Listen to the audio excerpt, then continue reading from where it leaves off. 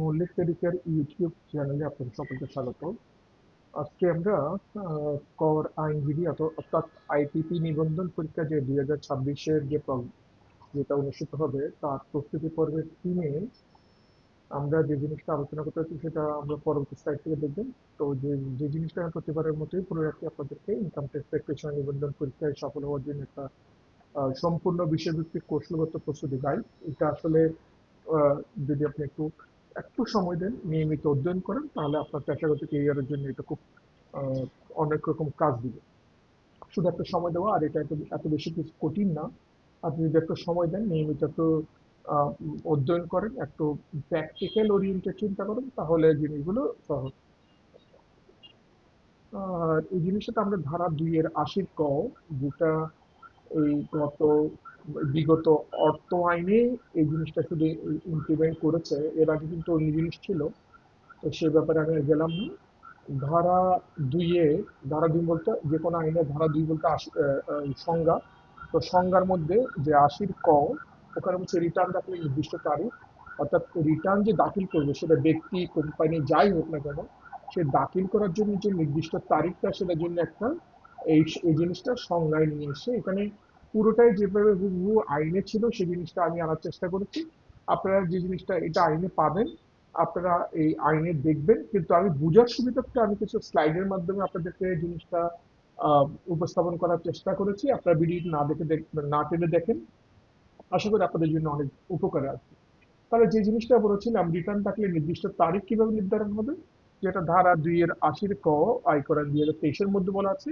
নির্দিষ্ট তারিখ যদি বলি, সিম্পলি সাধারণ ব্যক্তির জন্য 30শে নভেম্বর, নতুন করদাতাদের জন্য, এটা ব্যক্তি করদাতার ক্ষেত্রে নতুন করদাতাদের জন্য 30শে জুন, আর কোম্পানি করদাতাদের ক্ষেত্রে হচ্ছে 15ই সেপ্টেম্বর।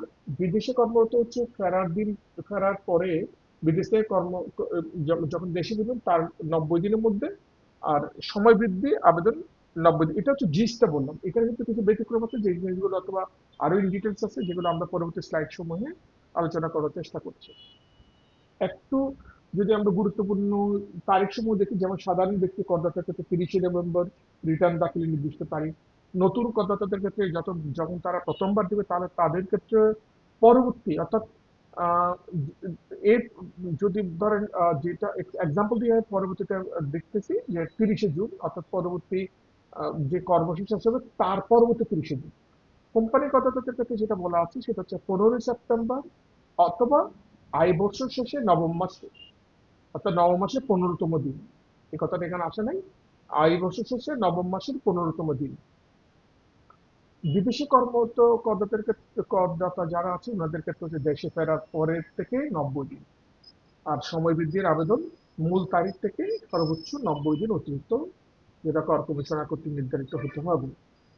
এই যে জিনিসটার জন্য আমার এই ইউটিউব চ্যানেলে একটা ভিডিও আছে অলরেডি, যেটা ব্যক্তি করদাতাদের জন্য এই বছরে, অর্থাৎ চলমান বছরে কিভাবে টাইম এক্সটেনশন নিতে হয়, সেটা কিন্তু ব্যক্তি করদাতাদের ক্ষেত্রে, সেটা আপনাদের যারা রিটার্ন দাখিল করেন নাই তারা দেখবেন। ওটা কিন্তু আমি একটা ভিডিও করেছি, ওই জিনিসটা আমি ওখানে দেখানোর চেষ্টা করেছি।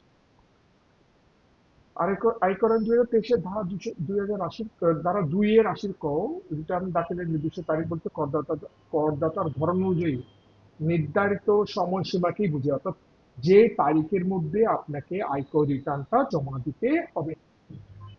যেমনটা ধারা 2-এর 80-এর যে স্বাভাবিক ব্যক্তি, হিন্দু অবিভক্ত পরিবারের ক্ষেত্রে নির্ধারিত সময় হচ্ছে আয় বছর শেষ হওয়া পরবর্তী 30শে নভেম্বর। তাহলে উদাহরণ যদি বলি, 30শে জুনে আয় বছর শেষ হচ্ছে, তাহলে রিটার্ন দাখিল হবে 30শে নভেম্বর 2025।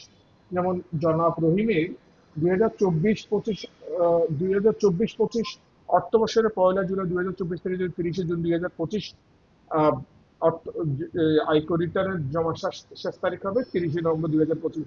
যদিও চলমান বছরে যেটা 30শে নভেম্বরে শেষ হয়েছিল, সেটা এই বছর 31 মার্চ 2026-এ বিভিন্ন পর্যায়ক্রমিক যে বিভিন্ন দফায় বর্ধিত করার পরে 31 মার্চ 2026-এ শেষ হচ্ছে। তো এটার জন্য আমি একটা ভিডিও করেছি, আপনারা আমার ইউটিউব চ্যানেল থেকে ভিডিওগুলো দেখতে পারবেন।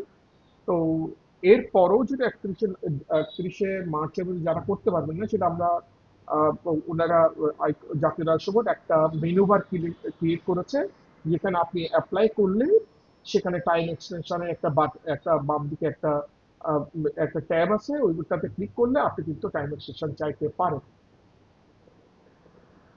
আর অন্যান্য করদাতা যেমন কোম্পানি, ফার্ম ইত্যাদি ক্ষেত্রে আয় বছর শেষ হবার নবম মাসের 15তম দিন, নবম মাসের 15তম দিন অথবা সেপ্টেম্বরের 15 তারিখ, যেটা আগে পড়বে তাহলে সর্বনিম্ন 15 সেপ্টেম্বর হবে। তাহলে এখন আসি, উদাহরণ যদি বলি, কোনো কোম্পানির ব্যালেন্স শিট শেষ হচ্ছে 31শে ডিসেম্বর 2024, তাহলে তাকে উনাকে নবম মাসের 15তম দিন সেপ্টেম্বরের 2025 অর্থাৎ 15 সেপ্টেম্বর 2025 রিটার্ন দাখিল করতে হবে। আর যদি কোনো কোনো কোম্পানির আয় বছর 30শে জুন 2025 শেষ হয়, তাহলে মার্চের নবম মাসের 15তম দিন বলছে মার্চের 15 মার্চ 2026 জমা দিতে হবে। যদিও এবছরের জন্য এটা একটা ব্যতিক্রম করেছে, 15 এপ্রিল 2026 পর্যন্ত বর্ধিত করে, যেটা আমি একটা ভিডিওর মাধ্যমে আমার ইউটিউব চ্যানেলে দেখে নিতে পারি। আর যারা প্রথমবার রিটার্ন দাখিল করবেন ওনাদের ক্ষেত্রে হচ্ছে আয় বছর শেষ হওয়ার পরবর্তী 30 জুন, অর্থাৎ প্রথমবার রিটার্ন দাখিল করতে হলে আয় বছর যে অতিরিক্ত সময় প্রদান করা হয় সেটা ওনারা জাতীয় রাষ্ট্র বোর্ড এটা দিয়েছে। যেমন উদাহরণ যদি বলি, সুমি আক্তার 2023-24 অর্থ বছরে প্রথম চাকরিতে যোগদান করেছেন, তিনি আগে কখনো রিটার্ন দেননি, তাহলে আয় বছর শেষ হবে 30শে জুন 2025। ওনার জন্য যেহেতু উনি প্রথমবার রিটার্ন দাখিলকারী, 30শে জুন 2026 পর্যন্ত রিটার্ন দাখিল করতে পারবেন।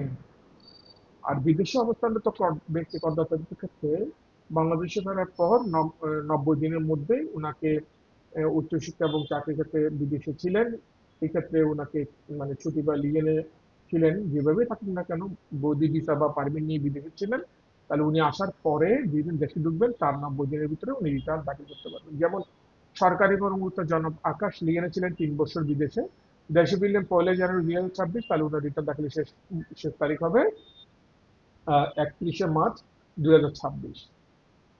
আর সময় বৃদ্ধির আবেদন, যেটা আমি একটু আগে বলেছি যে সেটা আপনি কর কমিশনার নিকট আপনি অনিবার্য কারণে আপনি কর আবেদন করলে উনি সর্বোচ্চ 90 দিন পর্যন্ত অনুমোদন করতে পারেন। তবে এটা অবশ্যই নির্দিষ্ট সময়সীমার মধ্যে হতে হবে, নির্দিষ্ট সময় পার হয়ে গেলে এটা করলে এটা কিন্তু অ্যাপ্রুভাল হবে না। যেমনটা আমাদের এখানে টাইম এক্সটেনশনের মধ্যে 31শে মার্চের ভিতরে করতে হবে, এবং 31শে মার্চের ভিতরে রিটার্নে আপনাকে রেজিস্ট্রেশন মুক্ত করতে হবে। তাহলে জনক শফিক অসুস্থতার কারণে 30শে নভেম্বরের মধ্যে রিটার্ন দাখিল করতে পারেননি, মূল সময়সীমা 30শে নভেম্বর 2025, আবেদন করে অনুমোদন পেলেন 28শে ফেব্রুয়ারি 2026।